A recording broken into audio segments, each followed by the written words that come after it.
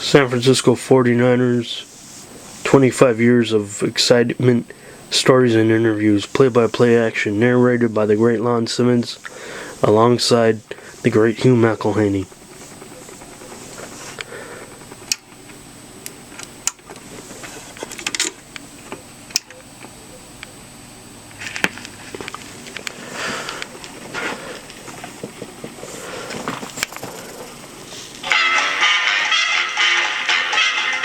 In 1970, the citizens of San Francisco and its surrounding areas were struck by a unique malady known as 49er fever.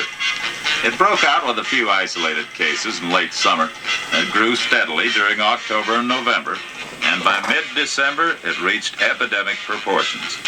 The malady is characterized by a tightness in the stomach, rapid pulse and respiration, and an overall feeling of excitement almost impossible to describe. The severest attacks occur on Sunday afternoons between the hours of 1 and 5. And the cause of it all?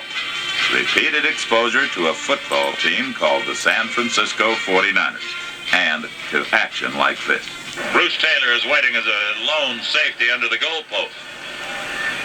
Wait for the pass from center. It's placed down, it's kicked, and it is going to be short. Taylor comes up, makes the catch at the 9, the 10, to the 20, to the 25, to the 30, to the 35, to the 40, has blockers in front of the 50, the 40, the 30, 20, 15, 10, touchdown 49ers. 3rd and 4 for the 49ers. Brody back to pass. He has time. He looks. He throws for Washington. Washington is there. He got it. Touchdown 49ers. What a catch he made. 2-man coverage and Washington got it. But here's the kick. Cunningham waits 5 yards deep in the end zone, and he's going to come out with it. He's up to the 10. He's to the 15, the 20, to the 25. Spins away. He's to 30, the 40, the 45, the 50. He may go all the way. And takes it to the 30, at the 20, at the 15. He's dragged down at the 10.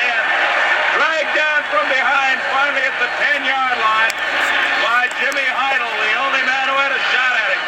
1970, of course, wasn't the first year San Franciscans were subjected to 49er fever. You could have contracted a pretty good case as far back as 1946. That was a year a gentleman by the name of Tony Morabito gathered the elements of a professional football team together and called them the San Francisco 49ers. On the ground or in the air, it's touchdown 49ers. Let them come out, we don't care. It's touchdown 49ers. They were part of the old All-America Conference then, but 4 years later became full-fledged members of the National Football League. By that time, 49er fever was showing up regularly in the San Francisco area. Frankie Albert, the aerial ace from Stanford, was spreading fever around. So were Leo Nomalini, Y.A. Tittle, Clyde Connor, and Joe the Jet Perry. Frankie Albert, San Francisco 49ers go on a scoring spree against the Green Bay Packers. Let's pick up the play in the 4th quarter. It's the 49ers ball, 1st and 10 on the 15-yard line. Y.A. Tittle, the quarterback, along with Hugh McElhaney, John Henry Johnson, and Joe Perry. A veteran backfield here for the San Francisco 49ers. The 49ers out of a huddle. Y.A. Tittle calling signals, Hugh McElhaney out wide to the right. Tittle fakes a pitch to John Henry Johnson, gives off the ball to Joe Perry, and moves it through up to the 21-yard line. He is stopped by a great linebacker of the Green Bay Packers, Rodgers Hadcock, but the play is good for 6 yards before he is hauled down. It is 2nd down and 4 to go for the San Francisco 49ers. The 49ers in the huddle. The ball 20 yards in from the right sideline. Bill Johnson, the center, down over the ball. Y.A. Tittle fades back to pass. It's an up and out to Clyde Connor, and it's complete. He's knocked out of bounds near midfield. Knocked out of bounds on the 50-yard line. And that was a beautiful pass play, a beautiful pass pattern.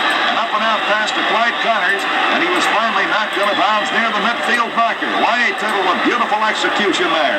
A pass play good for 29 yards, and it's 1st and 10 for the San Francisco 49ers at midfield. Green Bay Packers trailing in this ball game at this stage by a score of 17 to 10. The San Francisco 49ers come out of the huddle. Y.A. Tittle calling signals, looking over the Green Bay defense. It's Y.A. Tittle going back to pass. Finds a receiver, Clyde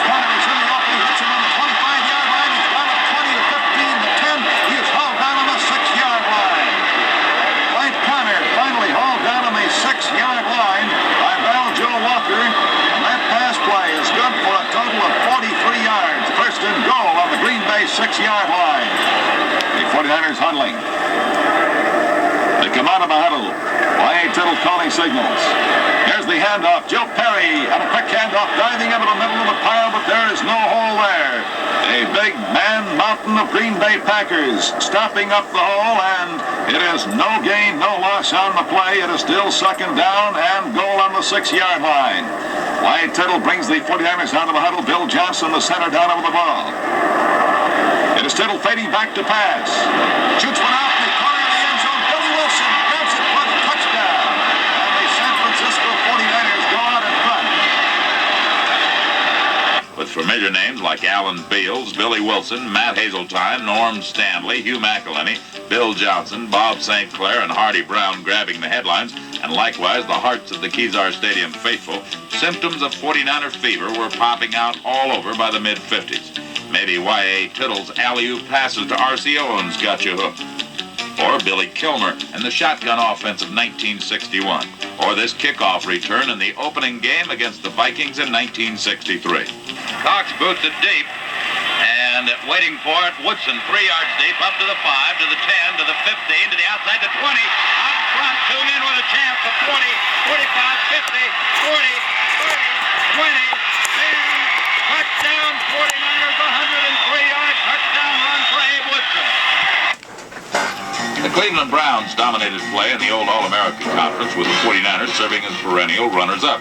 Buck Shaw was the head coach then, and after 9 seasons was succeeded by Norm Strader in 1955. The team experienced their second worst season in history, and to the rescue came the club's first star, Frankie Albert. A great stretch drive saved the 56 season, and in 57, words like cliffhanger and alley-oop became household phrases. Owner Tony Morabito collapsed and died during the Bears game of 57. At the time, San Francisco trailed 17-7, but the emotion and shock of their boss's death carried over into a 21-17 victory, their greatest in history. After an up-and-down 1958 season and 2 drubbings by the Rams, Albert resigned as coach. I think my luck dates back kind of to when Clark Shaughnessy came to Stanford 18 years ago. I don't know where I would have been without the T formation. And then when Tony Morabito signed me to a 49er contract in 45 to start the 46 year, that was the start of real good fortune and a lot of happiness for me. This was something new then, and we were all very much excited about it. And leaving football after 20 years, I'd like to turn to the next best thing, and I don't know what it would be. Red Hickey took over, and 3 straight winning seasons were the result. Yes, 49er fever was an annual affliction brought on by any number of things. A great run, a great defensive play, a great kick, or just the great spirit the team always had. All-time 49er Hugh McElhenney summed it up pretty well upon his acceptance into football's Hall of Fame. I didn't really think of it that I was that good to the game of football. Football was something of a first nature to me, not a second nature. It was a thing that I could do without really thinking about it or working at it very hard. In 1964, a new pass-catching combination was introduced to San Francisco fans, Brody to Parks. Brody straight back to pass. They pick up the linebackers out in front of Park. In the 40, the 30, the 20, 15, 10, touchdown, 49ers. Boy, Brody called on that time and really nailed the Vikings. That same year, one of the strangest plays in NFL history occurred. Myra straight back to pass. Looking.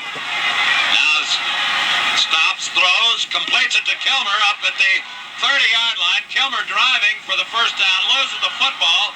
It's picked up by Jim Marshall, who's running the wrong way. Marshall is running the wrong way. And he's running it into the end zone the wrong way. Thinks he scored a touchdown. He has scored a safety. Marshall ran the wrong way to score a safety as his teammates were running alongside of him, trying to tell him that he was running the wrong way. Marshall has pulled the Roy Regals out here this afternoon, running all by himself. As he picked up that fumble, he ran about 60 yards the wrong way, threw the ball up in the air in sheer joy because he thought he'd scored a touchdown and he was running the wrong way. His teammates were running along the far side of the field, Russ, trying to tell him, go back. He paid no attention. Eat the football, do something.